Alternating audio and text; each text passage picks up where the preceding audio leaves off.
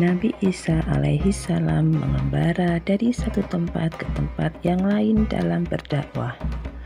Beliau tidak memiliki rumah atau tempat tinggal tertentu. Sedangkan ibunya bernama Siti Maryam terkadang bekerja sebagai pemintal benang. Upahnya yang diperoleh hanya bisa digunakan untuk memenuhi kebutuhan sehari-hari. Pada suatu hari saat sedang berjalan melewati sebuah kuburan, Nabi Isa alaihissalam melihat seorang ibu sedang menangis terseduh-seduh. "Mengapa engkau menangis, Bu?" tanya Nabi Isa. "Aku kehilangan anakku. Ia telah meninggal. Hingga sekarang aku hidup sendirian. Aku berjanji pada Robku untuk berada di sini sampai aku mati dan Dia menghidupkan anakku kembali," tutur ibu itu.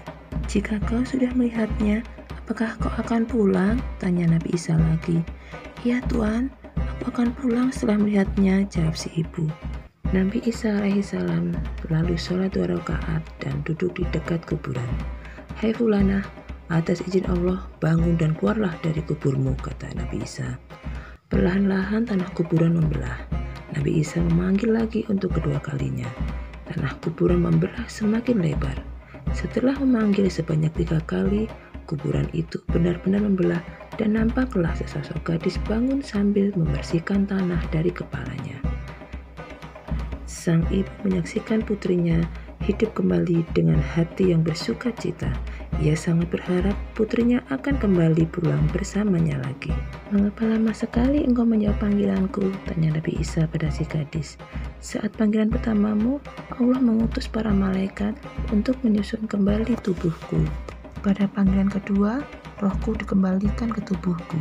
Pada panggilan ketiga, alis dan rambutku menjadi uban karena aku sangat takut kiamat telah tiba," tutur si gadis itu. Si gadis lalu memandang iba kepada ibunya. "Ibuku sayang, mengapa engkau menginginkanku merasakan sakaratul maut untuk 2 kalinya? Ibu, aku tidak ingin hidup di dunia lagi. Ikhlaskanlah aku," ucapnya sedih. Sang ibu tak mampu berkata-kata untuk menjawab pertanyaan putrinya. Ia memang belum merasakan sakitnya sakaratul maut seperti yang sudah dirasakan putrinya. "Wahai Nabi Isa alaihissalam, mohonkan kepada Allah untuk kembalikan aku ke alam akhirat dan memudahkan sakaratul mautku," pinta si gadis. Nabi Isa alaihissalam meluluskan permintaan itu. Beliau berdoa kepada Allah agar gadis itu dimatikan lagi. Pada hari lain, seorang raja dari Bani Israel meninggal. Ia dibaringkan di atas ranjang. Nabi Isa alaihissalam mendatanginya dan berdoa kepada Allah agar ia dihidupkan kembali. Raja itu pun hidup kembali dan membuat semua orang takjub. Meskipun melihat sendiri mukjizat Nabi Isa yang dapat menghidupkan orang mati, kaum Bani Israel belum juga mempercayainya. Mereka malah kesal dan marah serta menuduh Nabi Isa alaihissalam melakukan sihir. "Wahai Isa, berilah kami bukti jika kebangkitan dari kubur itu memang ada. Kami ingin tahu, adakah makhluk yang sudah mati dapat hidup kembali?" kata mereka seolah-olah tidak pernah menyaksikan mukjizat-mukjizat Nabi Isa alaihissalam. "Kau hanya mampu menghidupkan orang yang baru meninggal. Siapa tahu orang itu mati suri belaka." "Lalu, apa yang kalian kehendaki, wahai kaumku?" tanya Nabi Isa dengan tenang. "Wahai Isa, hidupkanlah orang yang sudah lama mati dalam kuburnya," tantang seorang Yahudi sembari menunjuk sebuah kuburan yang tampak kusam dan termakan usia. Adik-adik yang solih dan solihah, akhirnya Nabi Isa alaihissalam menyanggupi permintaan itu. Beliau menuju ke makam Sam bin Nuh alaihissalam yang terletak di pinggir Baitul Maqdis. Sam telah meninggal berabad-abad lamanya. Di depan kuburan itu, beliau menengadah tangan seraya berdoa kepada Allah. Usai berdoa, beliau memanggil-manggil penghuni kuburan itu.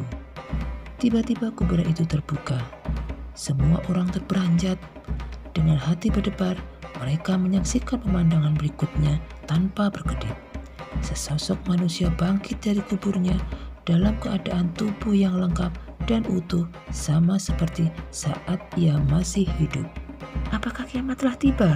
tanya Sam dengan wajah gusar. "Belum saudaraku, jawab Nabi Isa alaihissalam. Beliau lantas menceritakan apa yang sedang terjadi. Kembalikan aku pada kematian, wahai saudaraku. Sungguh aku tak ingin merasakan kembali pedihnya sakaratul maut, pinta Sam selanjutnya. Nabi Isa alaihissalam mengabulkan permintaan Sam. Atas izin Allah pula, Sam akhirnya meninggal kembali. Apakah sekarang kalian percaya kepadaku? Tanya Nabi Isa. Belum, jawab mereka dengan hatinya telah mengeras bagai batu. Kami ingin mengetahui kehebatanmu yang lain. Tunjukkan pada kami bagaimana kau memberi nyawa pada benda mati. Nabi Isa alaihissalam menuruti keinginan kaumnya dengan sabar. Beliau membuat seekor burung dari tanah liat lalu meniupnya. Atas izin Allah, burung itu hidup dan bisa terbang. Kaum Bani Israel terheran-heran. Mereka belum pernah menyaksikan mukjizat seperti itu sebelumnya. Namun, tetap saja sebagian dari mereka enggan memenuhi seruan Nabi Isa alaihissalam. Hanya sebagian kecil saja yang beriman kepadanya. Di antara pengikut Nabi Isa, terdapat 12 orang yang setia kepada beliau. Mereka adalah Petrus, Yakub bin Zabda, Yohanes bin adik Yakub, Andreas, Filipus, Abartamala, Mata, Thomas, Yakub bin Halkia, Tadeus, Fatatia, dan Yudas Iskariot. Kedua-belas orang tersebut dijuluki Hawariyun. Mereka adalah pengikut setia sekaligus sahabat Nabi Isa alaihissalam. Mereka selalu mengikuti kemanapun Nabi Isa alaihissalam pergi untuk belajar kepada beliau dan menyaksikan mukjizat-mukjizat yang Allah berikan. Bersama mereka, Nabi Isa alaihissalam dan ibunya Siti Maryam mendatangi fakir miskin untuk berbagi makanan atau memberikan pengobatan. Mereka yang membantu Nabi Isa alaihissalam dalam melaksanakan tugas-tugasnya kepada umat.